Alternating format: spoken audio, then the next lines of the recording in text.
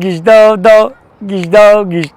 صاحبی کدیلک اسکالت روز 25 ساعت 13:00 با وقت تاجیکستان شو کنسرتی همدم صابیرов در فینالی بازی کدیلک اسکالت دو تا لامبورگینی کاروت 5 تا کلاس 212 نفرایی که 30 دونه بلیت میگیره یا بلیت در کنسرتی همدم صابیرов پدرکش میشه با انم قبلیتاش در دوری برابر بازی میکنن بیا فینال ای پیش تماشا کن تو با 30 دونه بلیت صاحب انای ماشینا میشه با یا بلیت دیگه ای دوری انم شو پروگرام تو در پدرکش میشه بازی نمبر 1 شیکی کالیتی کدیلک اسکالت ای دستی همدم صابیرов میگیری انم خیلی همدم صابیرov میگه آقا مبارک چه صاحب کدیلک اسکالت چیدی فینالی بازی کدیلک اسکالت در استوریای بازیگزارانی میمونه اونم بازی بود که همدم صابیرov آمد اشتراک کرد دستی بازی را نمبر 1 در فینالی بازی حالی تاق همدم صابیرov نیست سوپر سورپریزا را اجداد کنین که در فینالی بازی با کیا هست ویدیو پگاینه را تماشا کن انمی لکس برای کامنتار یا پدرکه این لکسوش نفره که نمی کاخی سروش میان در تلگرام ما پادشاه کدگان به پول پدرکت میشه که در حیات یکم آدمیزا تازه رکو با 55 سومون 07 دادگی نیست نه که من با 55 سومون صاحب کدیلک اسکالت میکنم همین ارزش نرای در زندگی روز 25 ساعت 13:00 با وقت تاجیکستان شو کنسرتی همدم صابیرov در فینالی بازی کدیلک اسکالت دو تا لامبورگینی کاروت 5 تا کلاس 212 انمی لکس برای کامنتار یا پدرکه این لکسوش نفره که نمی کاخی سروش میان در تلگرام ما پادشاه کدگان به پول پدرکه میشه روز 25 ساعت 13:00 فینالی بازی انمی قدر ماشینه روز 25 ساعت 13:00 شو کنسرتی همدم صابیرov قطعی انمی ماشینه شیرای نر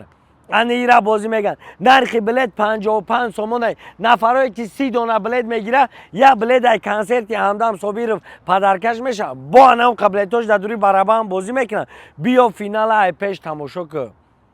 یا بلیت میگیری نگاه که 30 دونه بلیت میگیری هم بلیت تو در دوری بازی میکنه یا بلیت دیگه ای شو کنسرت پدرکت میشه میای فینال ای پیش تماشا میکنی انم لکس انم درونی زرتی تو در تلگرام ما پادشاه سکایگی به پول پدرکت میشه ای بچه انهی را بازی میگن با 55 سومون تو صاحب کدیلک اسکالت میشه با 55 سومون تو صاحب لامبورگینی کاروت میشه با 55 سومون تو صاحب انم یک کلاسو میشه ای بچه با 55 سومون صاحب اینمی قدر ماشینا میشین انی خیلی بازی بمون آخرین بازی من میمونم که در استوریا نمبر 1 میشه حافظی نامداری که میلیارد پرسموتر داره حافظی نامداری که خیلی میلیون ها پرسموتر داره در فینالی کدیلک اسکالت اشتراک میکنه بچه حافظی نمبر 1 ای سوپر بازی شید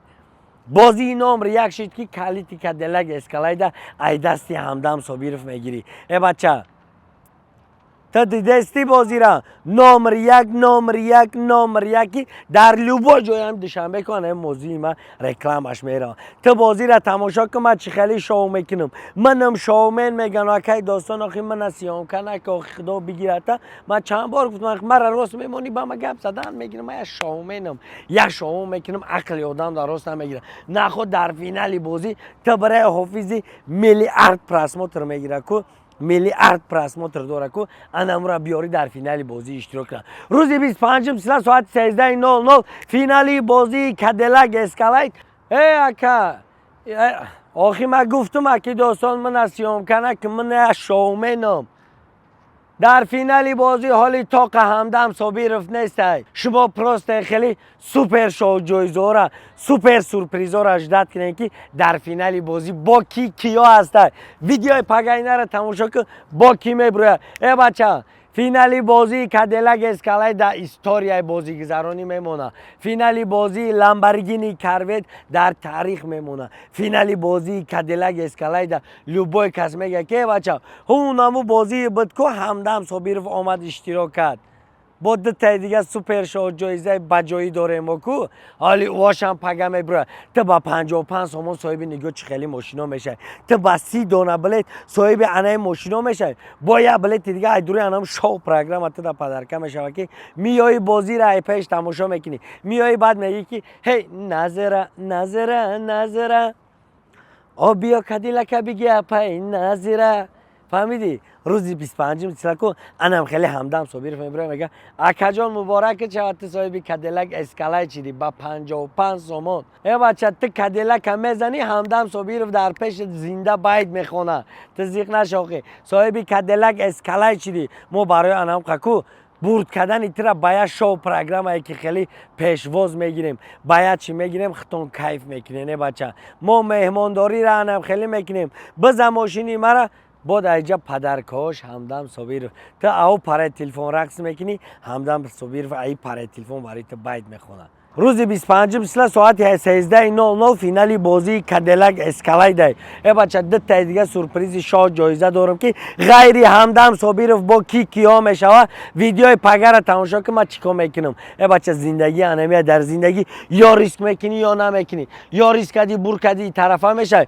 یا ریسک کردی یا بور کردی اون طرفه میشه ای بچه حیات خودش یا ریسک برای قبرجان کلات کار فرمون در حیات ریسک تو در حیات یکم آدمیزو تاز رکو با 55 سومون 07 دادگی نیسته نه که من با 55 سومون صاحبی کادیلاک اسکالایت میکنم برای هم خزیق نشه حرکت که ای بچه بعد هر یک خاموشی ها میگن که بعد هر یک خاموشی ها صدای بلند همه وقت میبره ما ای بچه هیچ وقت گم نمیشه ما یه چیزایی که پریدومت میکنیم خودت کیف میکنی زندگی را انا که دیدی که برای در حیات باید مرد باش مردونوار رفتار که یک کسان بینه تا بگه که یا بچه همین مردک نرای در زندگی برای هم قکو ما همه وقت پادپیچکامونه ما همه وقت انمی اکاو دودرمونه دوست میداریم که برد کرد باید او را که بردی او را ما همه وقت پیش باز بگیریم در فینالی بازی همدم صابیرف با 55 سومون من خیلی باید میخونه کن گیشت صاحبی کادیلاک اسکالایت نگاه نمیره خبایی که 14 را میبینی هم واتساپ دوشنبه سیتی داره حوزی بدرو برات یه دونه چیپتا بگی پروستا باخته بفهم که تو صاحبی چی چیزا میشه صاحبی کادیلاک اسکالایت میشه صاحبی دو تا دیگه لامبورگینی میشه با یک کامنتاری صاحبی انام لکس میشه ای بچه هم کامنت ای بچه هم بلد گرفتن نمیتونی بدرو کامنتاری شپک که روزی 25 مثلا انام لکس یک تا به پول ما کامنتاری پدرکم میکنم خدا نگهبان